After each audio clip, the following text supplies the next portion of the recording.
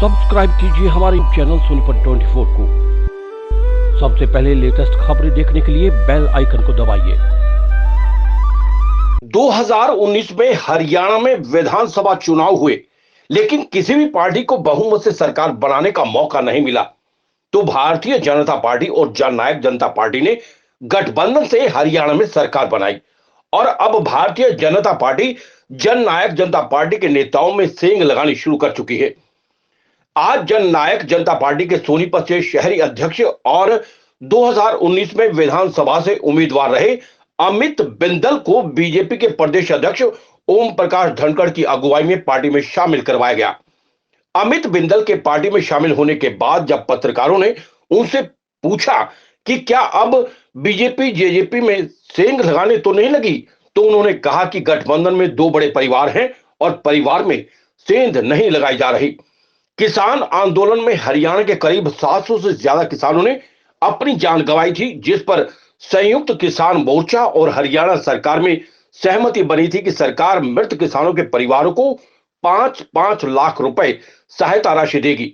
लेकिन सरकार के बजाय बीजेपी के कार्यकर्ता मृतक किसानों के परिवारों को सहायता राशि भेज रहे हैं। और इस सवाल पर ओम प्रकाश धनखड़ ने प्रतिक्रिया देते हुए कहा कि मैं स्थानीय कार्यकर्ताओं की जमकर प्रशंसा करता हूं, लेकिन जब मीडिया ने उनसे सवाल किया कि क्या सरकार दिए जाने वाले मुआवजे का विवरण देगी, तो उन्होंने कांग्रेस पर वार करते हुए कहा कि हमने तो मुआवजा दे दिया, जो कांग्रेस ने 2-2 लाख रुपए देने का वायदा किया था, क्या वो दे दिया गया है?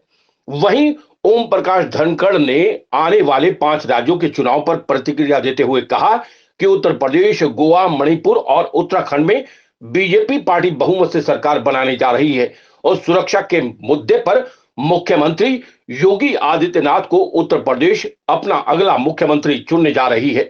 उन्होंने कहा कि पंजाब में हम अच्छा प्रदर्शन करेंगे। भारत रत्न लता मंगेशकर के निधन पर ओम प्रकाश धनखड़ ने प्रतिक्रिया देते हुए कहा कि आज हमने भारत की आवाज को खो दिया है और उनके कई हजार गानों से ही बहुत ही फिल्में पूरी हुई हैं। जननायक जनता पार्टी के जिस कार्यकर्ता और नेता अमित बिंदल ने आज बीजेपी प्रदेश अध्यक्ष ओम प्रकाश धनखड़ की अगुवाई में बीजेपी ज्वाइन की, उससे भीड़ जुटाने के लिए 300 में मजदूरों को अपने कार्यक्रम में आने का न्योता दिया।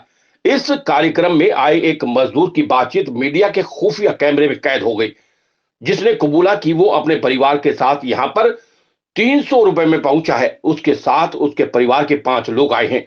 सोनीपत 24 के लिए श्याम वशिष्ठ के साथ रमेश कुमार की रिपोर्ट। विनम्र श्रद्धांजलि अर्पित करता हूं भारत रत्न सर्व कोकिला लता मंगेशकर जी को। 9 दशकों की बहुत अच्छी पारी खेलकर हजारों गीत, इतने अच्छे गीत गाकर जो हमारे सबके हृदय को छूते हैं, हमारे मध्य से चली गई हैं। उनका जाना एक अपूरणीय क्षति है। अपने गीतों के रूप में वो सदा भारत में और दुनिया में अमर रहेंगी।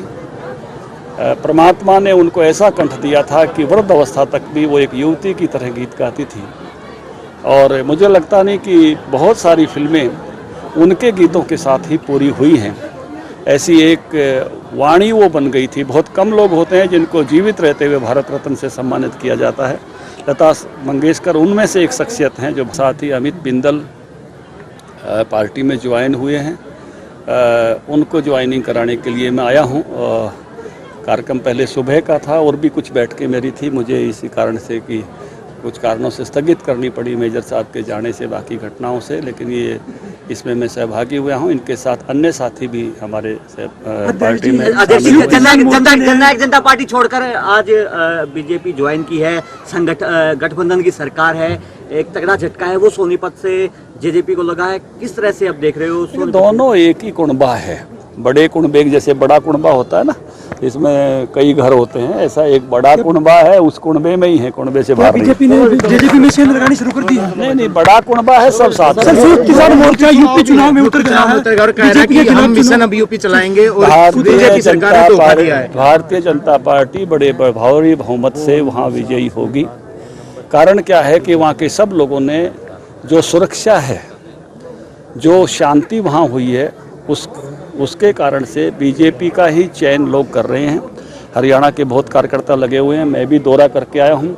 कई सीटें तो ऐसी हैं जो डेमोग्राफिक चेंज आया है, उसके कारण से अगली बारी में शायद हमारे वर्गों के विधायक बनने में भी वहाँ कठिनाई हो। इसलिए लोग ये चाहते हैं कि इस समय में सबसे बड़ी कोई चीज़ है तो शांति है, और उस शांति के कारण से, उस सुरक्षा के कारण से, उस आत्मसम्मान के कारण से सब योगी जी को वोट कर रहे हैं। खड़गे जी, क्या कारण है कि एमएसपी कमेटी नहीं बना रही सरकार? सर, कमेटी क्यों नहीं बनी है सरकार? उत्तराखंड में भी युवा नेतृत्व आ रहा है, और उत्तराखंड में भी जो है भारतीय जनता पार्टी की सरकार बनेगी। मणिपुर और गोवा में भी बनेगी। पंजाब में हम अच्छा परफॉर्मेंस करेंगे। कल एमएसपी की कमेटी के बारे में तोमर जी का बयान हम सब ने अखबारों में पढ़ा है, वो तुरंत बन रही है, तुरंत बन रही है। अभी अध्यक्ष जी 5-5 लाख रुपए हैं वो किसानों को दिए गए हैं सर, लेकिन पहली बार ऐसा हो कि कैश दिए गए हैं, खाते में नहीं कि ना चेक दिए गए। पार्टी के स्थानीय लोगों ने थोड़ी थोड़ी राशि इकट्ठा करके वो सब किसानों के यहाँ पहुँचाई है, और मैं इस बात अच्छी पहल मानता हूँ। पार्टी की स्थानीय इकाइयों ने जो ये काम किया है, इसके लिए उनका अभिनंदन करता हूँ। कांग्रेस पार्टी ने भी 2-2 लाख की घोषणा की थी, जरा पता करें कि उन्होंने पहुंचाया कि नहीं पहुंचाया। हमारा ठेकेदार तो सड़ा नाता है, कितनी की गई थी, कितने रुपये चलना? 300 में बोली थी। 300 देंगे। कितने आ रहे थे? 4-5 बंदे आए। नाम लिखवाना पड़ा? हाँ, क्या प्रोग्राम है?